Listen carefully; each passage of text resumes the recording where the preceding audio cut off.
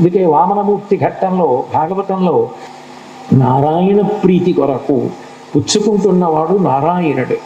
నేను ఇవ్వడానికి ప్రతిగ్రహీత లేకపోతే, నేను ఇవ్వకపోతే నాకు పుణ్యం ఉండదని, నాకున్నది పుణ్యంగా మార్చుకోవడానికి అవకాశం కల్పించడానికి నారాయణుడు ఈ రూపంలో వచ్చాడు. అందుకే దరిద్ర నారాయణుడు అని ఒక మర్యాద పురస్సరమైన మాట వచ్చింది లోకంలో.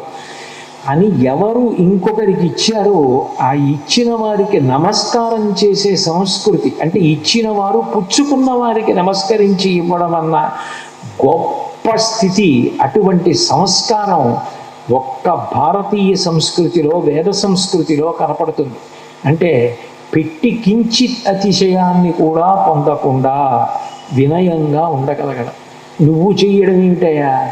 లోకంలో ఎన్నో ప్రాణులు చేస్తున్నాయి.